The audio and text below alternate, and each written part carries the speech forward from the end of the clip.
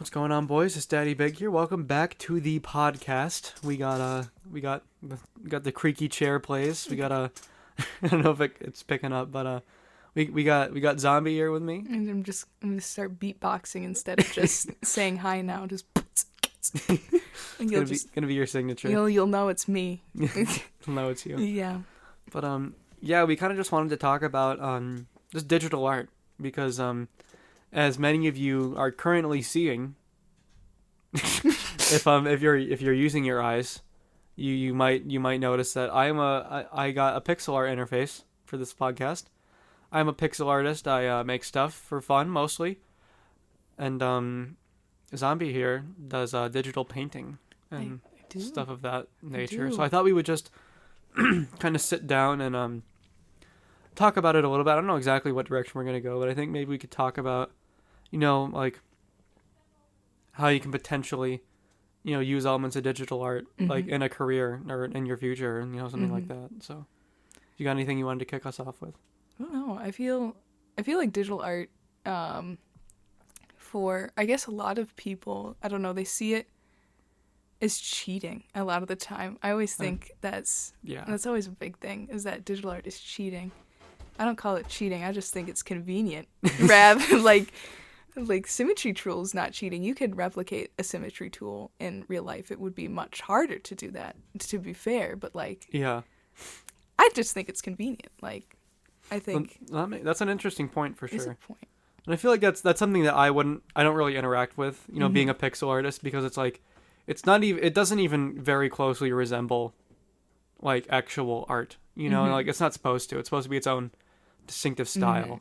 But for you doing digital painting, it's supposed to be replicating to a large extent like real physical art, Yeah. Or at least kind of the basics of it. It's more. Yeah, I see what you're saying. It's more similar. At a fundamental level, it's more similar to drawing on paper than pixel art is, obviously. Yeah, for sure. I mean, if you want to get technical, they're all pixel art. My pixels are just really small. It's all just filling in cells on a computer if you think about it. But yeah, so it's that actually kind of throws me back to a toxic friend I had in 6th grade, who when they were when our relationship was coming to a ugly conclusion, they were sending me a bunch of emails basically harassing me, and one of them was like, oh, you think you're so cool because you write music, but you use a program that literally does half of the work for you. And it's okay. I mean, it's not really how it works. You know what I mean? No. It's obviously it's not quite a one-to-one comparison, making digital art to making digital music. But I'm talking about notation specifically, not production. But music notation, it's to a certain I won't get too deep into it, but it's music notation programs do have a playback that make it easier to hear things. But also at the same time, that the playback can sometimes be a hindrance more than anything, you know, because it's when you can hear your music being played in real time, it does give you feedback, but sometimes that feedback isn't always very accurate because they're usually pretty poor MIDI instruments.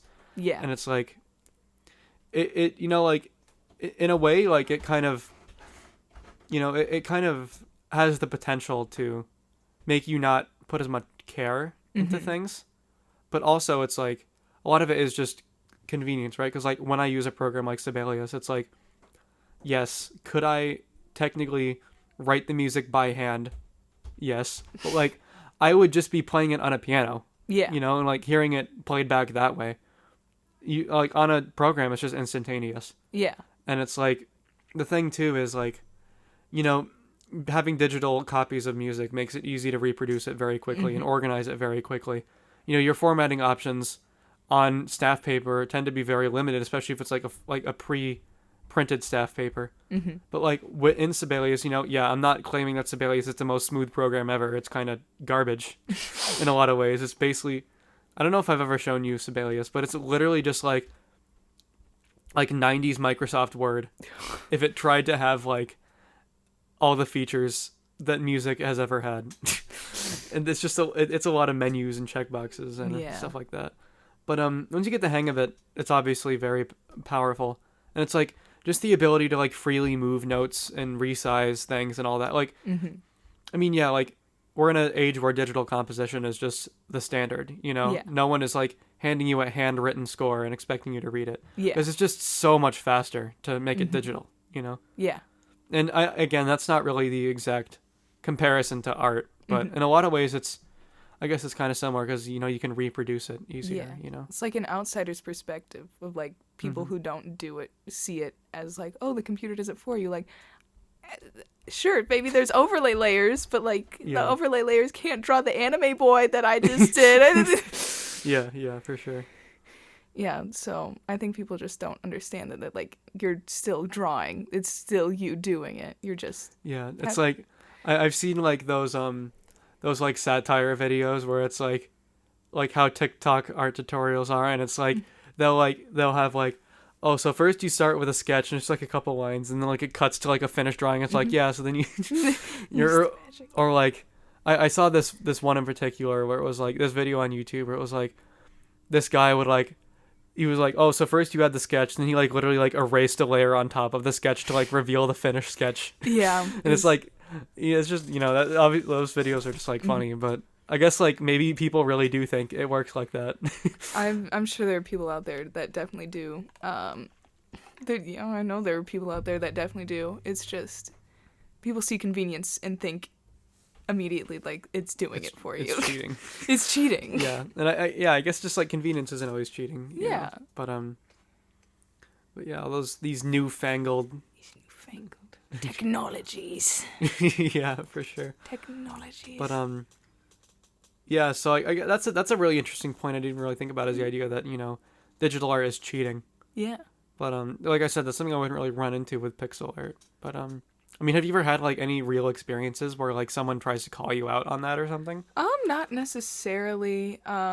There's just, I'm very lucky that like my art teacher is extremely interested in wanting to do digital, but like you run into a lot of, I guess, more old-fashioned, I don't want to say like, it's usually older art teachers that I've never like personally had experience with this, but a lot of the times people and older art teachers in classes tend to value traditional over digital, and that they value certain mediums over others, and it even goes for like art styles as well. Like art, like teachers in professional art classes usually have this great emphasis on realism and realistic capturing something. And I think it makes sense, right? Because like if you have the fundamental skills to make like a great example is like character design, right? If you have the fundamental skills to like know human body proportions and be able to replicate those based on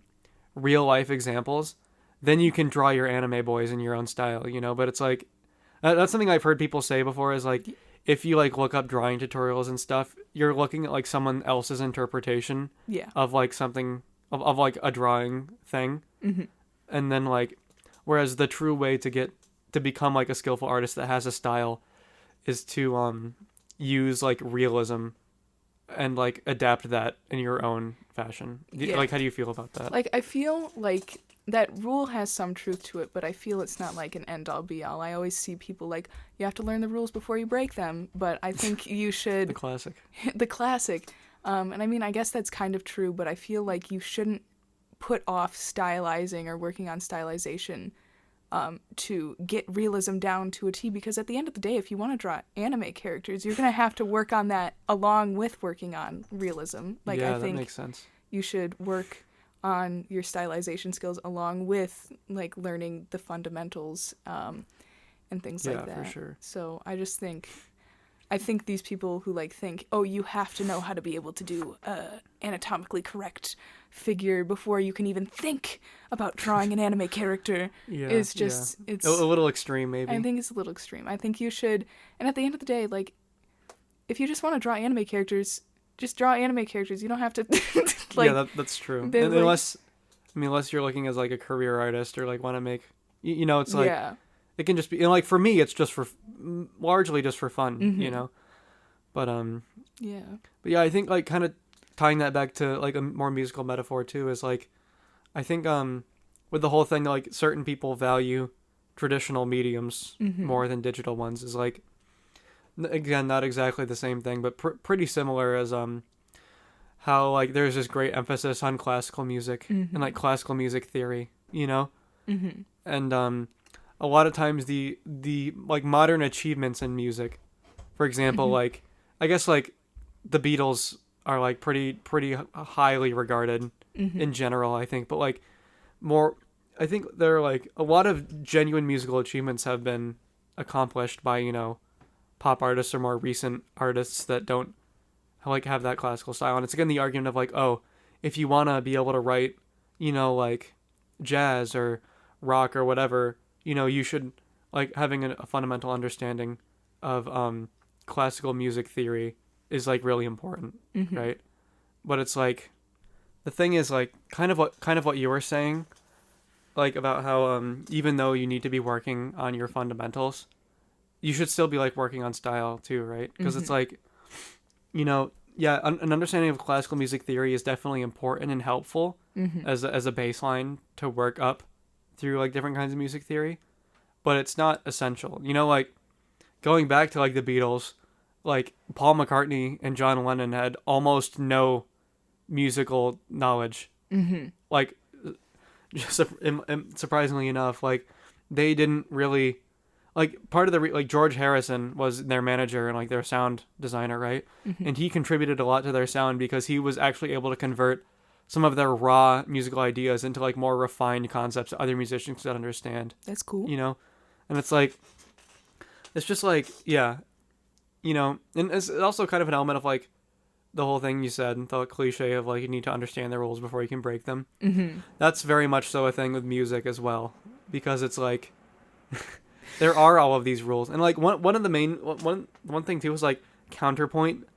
It's this very complicated series of rules that's like, oh, when you have two opposing lines in a melody, like very, very specific things you can and can't do. And like at this point in modern composition, no one really cares anyway. Yeah. But like my point is just like that kind of idea that you know, like that traditional art is better or like more meaningful or more significant than digital art.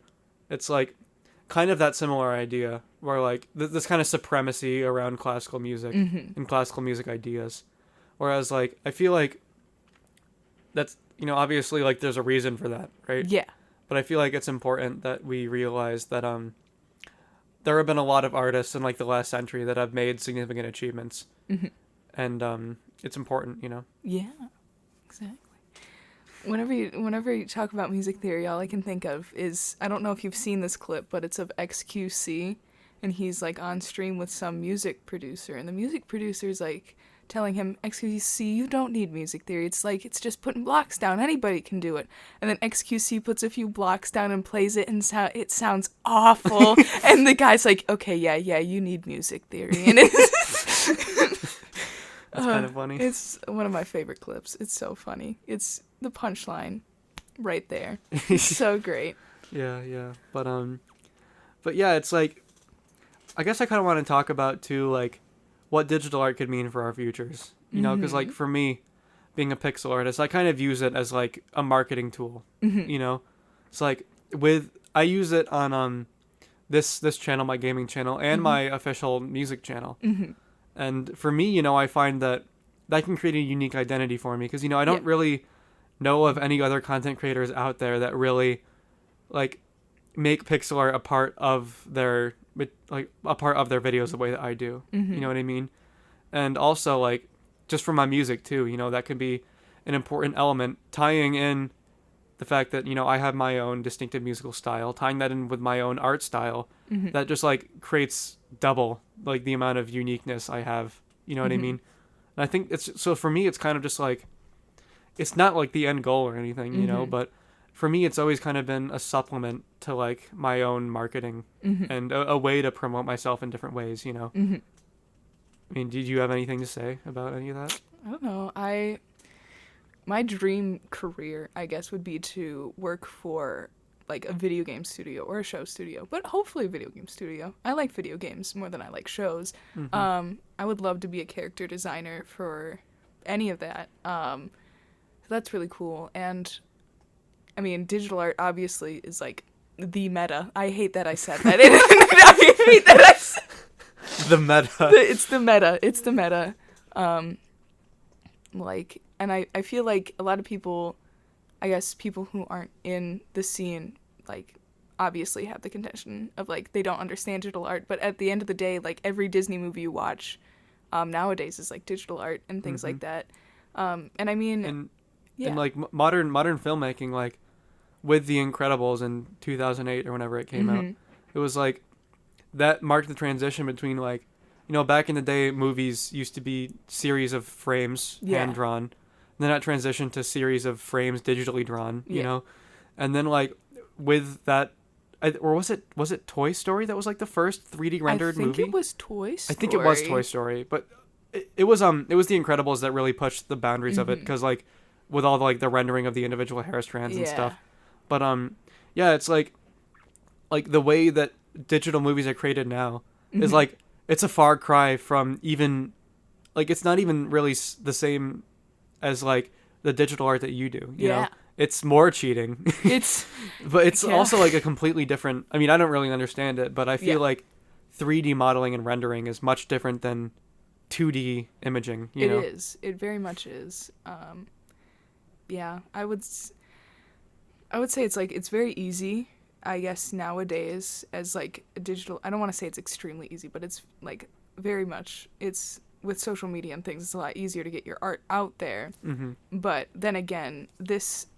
Like, it's hard to admit, but, like, this is a very oversaturated market. Like, there are more people... yeah, for sure. Like, there are more people wanting to, like, you know, draw anime characters than there are people who need that, I guess. For sure. Like, I mean, the world always needs more artists, but then again, not everybody's always willing to pay for that, of course. So, I don't know. I guess... I don't know. It's kind of hard, because, like... It's the kind of thing, like...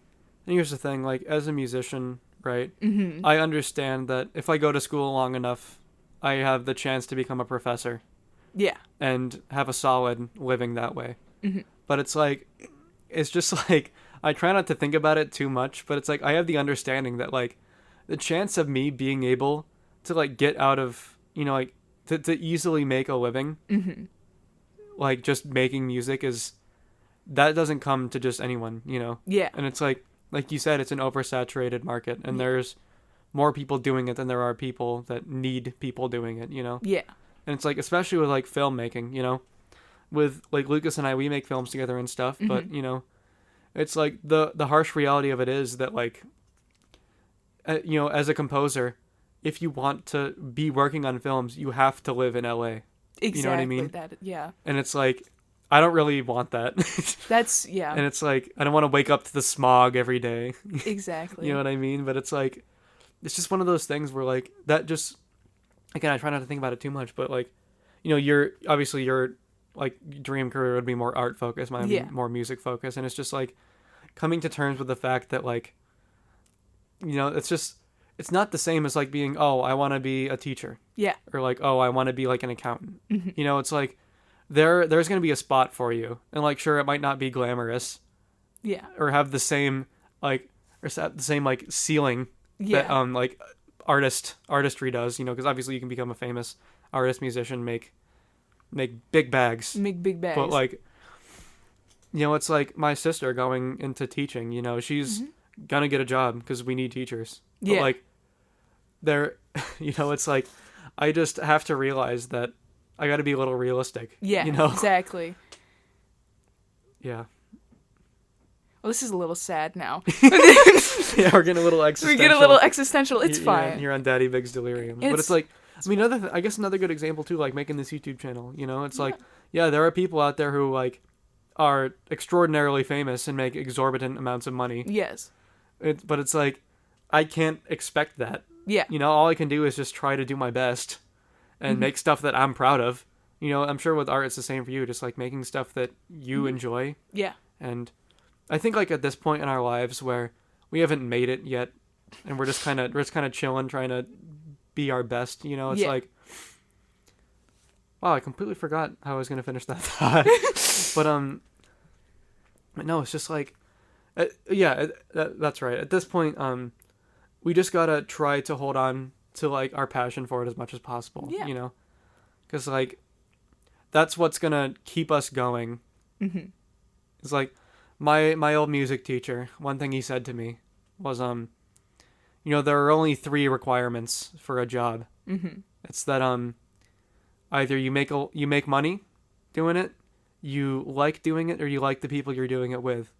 You know, for him as a musician, there were many, many years where making money was not in the picture. But he was enjoying himself and he enjoyed his colleagues, you know. Mm-hmm. They were having fun, you know, like whether it was like starting a band from his college or whatever it could have been, you know. Mm-hmm. And, you know, now he's almost gotten his PhD. Wow. And he's about ready to become a professor. Wow. And live the rest of his life. And it's like he went through like a decade of doing odd jobs and teaching like 20 private lessons at once and working at a church and all of this stuff. And it's like, you know, and obviously like I can't fathom, you know, having carried all of that out at this point because I'm not there yet. But it's like, I think that's a really wise statement. Just that, Mm-hmm. you know, if you have 2 out of those 3 things, like you said, that means you probably have a pretty good job, you know? Yeah. And even, you know, even getting to the point where I can call music a job is I don't know when we'll get there, but like, you know, it's that kind of that idea, like for this YouTube channel, you know, I enjoy what I'm doing, and, you know, like I enjoy doing it with the people that I'm collaborating with, and like, you know, this is, again, it's like, it's a far cry from music because I'm not expecting this or wanting this to be my career. Yeah. I understand that it's possible. It would be pretty cool. But like, you know, it's just like, again, I think I mentioned this in another podcast. You know, I'm no Logan Paul. No 5 mil in 6 months never been done before. Oh. You know? Was he the Disney Channel Flow guy? Yeah. Well, I forget if it's Jake or Logan. It really doesn't make a difference to me. No. Continuing on. Yeah. But it's just that idea that, like, you know, obviously, like, for us, music and art, respectively, has more weight to it than just making a funny YouTube channel. But, like, it's like, it's all more similar than different at the end of the day. You know? And I like to try to just keep up enjoying things. Because another one of my mentors once told me, you know, he said to me that he was really inspired by me because I wrote music just because I was passionate about it, you know, and I did it just for fun. And I remember he told me always, like, you have to cherish that, you know, because someday this will be your job, you know, and basically, like, you know, it's been his job making music for decades, you know. So I think he's just seeing me so young and spry, a little spring chicken, you know, passionate about it, and it's just the urge to want to preserve that. Yeah. You know, that innocent enjoyment of things, you know. Yeah. Because at some point the monotony of life will kick in and you'll just be doing your job. Yeah. You'll just be doing your job, and like for me that's one of my greatest fears is music becoming a job. In like in a bad way, you know what I mean? No, Where I get it's what you mean. yeah, I'm sure you understand. Yeah, I do. So it's like, what do you do to try to make sure that your art stays fun and that you stay passionate about it and you don't lose that spark for it? I guess I try to work on projects that I'm passionate about at the moment. And I guess if a project I'm working on that I'm doing for fun, just for myself, like I'm not doing it for school or anything, isn't interesting me anymore, then there's like no reason to continue on doing it. Well, I mean, I guess there is, but I don't see one. So that makes sense. I try my best to like do things. I indulge myself quite often. I understand what you mean. I make things I like, even if other people don't like it, even if people won't like it online or whatever, I'll just make it because like I like Fire Emblem. I'm gonna draw Fire Emblem fan art. So yeah, for sure. I remember one thing you told me a really long time ago that I thought was really profound was when I was getting back into making my pixel art and I had started posting it. I remember you told me like, hey, just, you know, something you should consider is you know, sometimes just making art that's just for yourself. You know, not posting it, not even like showing it to anyone. Just having it be like a little secret thing you make, you know. Yeah. And that was an idea that I really liked, you know, just making something just for the joy of creating it, you know. Yeah. And I think that's something That's pretty special because there's always the pressure of just the thought that other people are going to see it, you know? Yeah. But if you can kind of put yourself in that environment where it's just play and just having fun with it, I feel like oftentimes that will benefit you. Yeah. You know what I mean? Very much so. And that just ties into trying to maintain the enjoyment of things in life. Very much. You know? Indeed. For sure. Oh my goodness. Oh my goodness. Oh my goodness. Oh my goodness. I feel like there was something else related to that I wanted to go on about. But did you have anything else on any of those topics wanted to mention? I mean, I don't think so. Not that I can think of right now. Well, I don't know if I want to get into drawing furries yet, but oh goodness. Okay.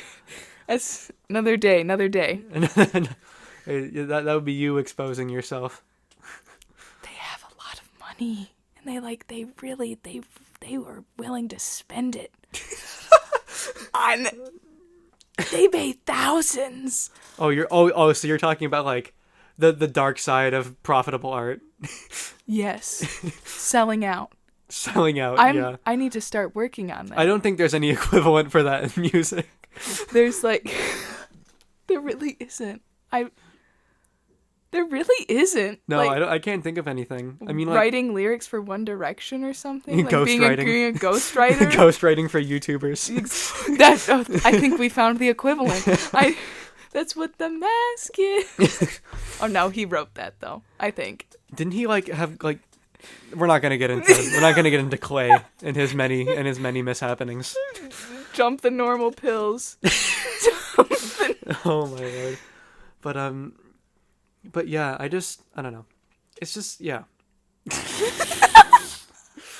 I think that's just like the main thing that we gotta try to work on is just like maintaining our work being fun, you know? Yeah, exactly. So, yeah. I mean, like, do you plan on going to art school? Like, is that... I sadly do. Yes. I mean, I guess it's just like... I guess, like, I don't know, like, it seems to me like art school is even much more different than, like, going to music school. You know what I mean? Because it's like... Music school, it's like... I don't know. There's still very much the element of, like, no matter how good you are, you might never make it, you know? Mm-hmm. But it's like... I don't know. I feel like... Maybe I'm wrong, but I feel like as a musician, you're more apt to get, like, a teaching position or something like that. Maybe. I don't know. Maybe. I mean, like... I don't know. I mean, I guess, like, as an artist, you can always, like... But, like, as a musician, you know, you can, like, teach private lessons. Yeah. Play in, like, groups. Like, you can, like, gig. And, like, even though, like, it won't be, like, a full-time job, like, there are ways to make money with music, you know? But, like, as an artist, it's, like, you either have to sell your art or, like, teach. You know what I mean? Do you feel like that's true? Like, I think so. Like, kind of. Like, I feel like there's a lot of industry opportunities, which is what I'm hoping to go. That's true, I suppose. So, because there's a lot of scouting and things like that. But then again, that is all, as you said, in California. So, it is, unfortunately. It is, sadly. But, yeah, I think there's ways. And, I mean, the side gig for a digital artist is just furry commissions, obviously. It's like... Yeah, I mean, like, that's true, I suppose, but... They have so much money. Like, it's just... Or maybe they don't. They're just willing to spend it on, like, their personas, which, I mean, I guess I kind of get. But, like, I need to learn. I need to know how to draw furries. Like, if any of you out there are listening... And, oh, God. Oh, goodness. And not on the main channel, bro. Need a furry commission. Oh my goodness. Let me know. You can email Daddy Big. Get the message. I actually don't have public contact open. I should probably open. Get on that. How am I gonna go to the about page and just be like, hit me up for business. Hit me up with the handshake emoji. Hit me up for business. And the little fist bump, you know. Parentheses furry commissions. No, bro. But yeah, it's like, I think one thing that's like kind of, so like, I have had like, well, are we really about to drop this on the main channel? I've had like always cut it. kind of like a loose idea for like a game design I've had for like several years. And I've talked to you about it, but it's like, it's kind of that, like, again, it's like, that's something that I'm definitely not even close to banking on, but it's like a really fun idea. And it's like the fact that I can like, because I've actually, I don't know if I've told you, but I've gotten more into, since I've been getting more into art consistently, I've been like sketching out character designs. That's cool. And getting stuff on paper, and like, it's kind of that, like, it's just like this little like idea, you know, and it's like, even though I know it's very unlikely that it'll ever come to light, making a full game like that. But it's just like that kind of thing where it's just like a fun idea, and just like a fun artistic release to think about, you know? It's fun to have those like projects that will, I guess, probably never happen. Well, I mean, you never know, but like, there's still some use in it, you know? Yeah, exactly. But I think everybody should have a project like that. A little pet project. Even if it's like renovating your house. That will never happen, but you can daydream about it. yeah. You sound like a 40-year-old saying that. You ever just sit on the toilet and think about, wow, this would be such a nicer bathroom if we had back paneling or something. Yeah, for real. But I really do have the creaky ass chair. I don't know if it's picking up, but yeah. So was there anything else major we wanted to hit? I mean, I guess maybe more into like the whole career thing. But I think we already kind of covered that, the different career paths. But I feel like either way, whether you're going to school for music or art, it's gonna be, you're gonna have to accept that you're gonna be spending a lot of money, and you're going to be in a lot of debt, you know. And it's like, and it's painful. What I've heard before is that the most important part about like going to art school is getting those connections and like talking to people. Exactly. You know, and getting that experience. Another thing I heard another person say is like, you know, you don't like, people say that like real life starts after college, but like real life starts whenever you want it to. You know, so like you can start working. That's deep. That is and so like start deep. Living, and like that's when real life starts. You know what I mean? That's so, like, you can actually really like deep. Wow. Yeah. So like yeah, it's like the idea that like like it's like that's part of like why there are a lot of dead end artists or musicians, because like they go to college. Actually, one of my mentors talked to me about this a long time ago. She's told me that, you know, part of the reason why she has found success in music is because she created a name for herself.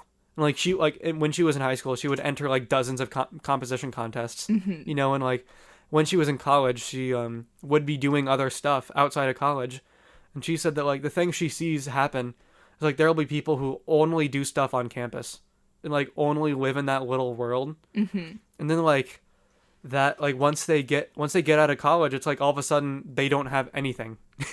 And like that sounds really bleak, but like it's kind of like the same idea of like peaking in high school. You know, it's like you like, and it's back to the idea of like real life starts whenever you decide it starts. You know what I mean? That's very true. So it's like as an artist or a musician in college, I feel like you have to have that game plan. Yeah. You know, because you can't just like idly live your life and go to music or like go to art school and just do it.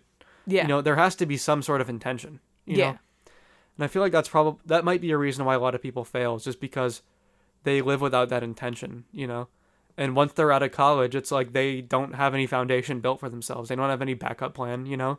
It's true. So it's like, because like you may have a degree, but that doesn't mean anything if you're not already like making a name for yourself, you know?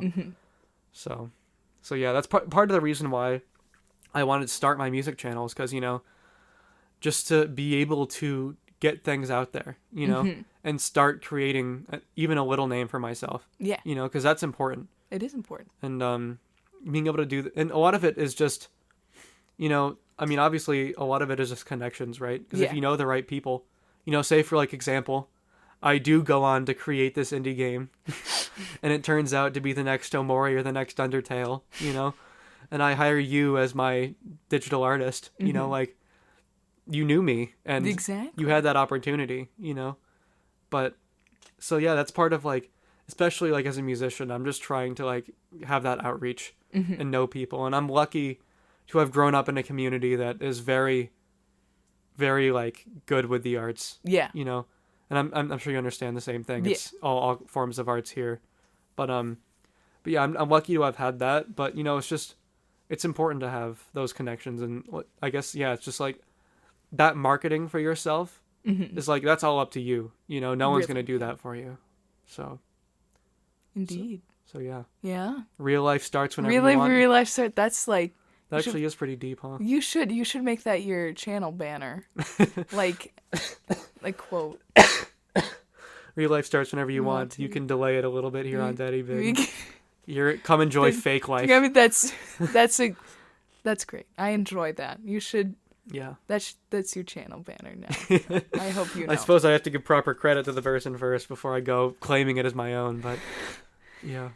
Oh my goodness, that's great. But yeah, I think that about covers it. Yeah. We got into some pretty deep stuff there. We did. Wow. Wow. We slipped furries in there though somehow. Yeah. I did. That's just They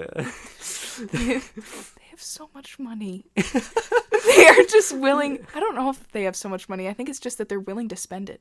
Yeah, I think you said that like almost exactly. I about did. 10 minutes ago. It's true. I mean, it is true. You know, it's how you make the big bucks. It is. Oh my gosh, I know what I'm doing when I get home. Moral of the story is, don't go to college. Become a furry commission artist. Exactly. I know what I'm doing when I go home. Like, I need to start practicing. you need to That's get on my the grind. backup plan. That's your backup. That's plan. my backup plan. That's what I'm gonna fall back on. Yeah. That or dentist. All right, bestie. Well, yeah, I think that about covers it. Any closing remarks you had? No, I think I wrapped it up. Yeah. All right. Well, in that case, stay cool. Stay fresh. Thanks for listening. Am I supposed to do something? You're supposed to beatbox.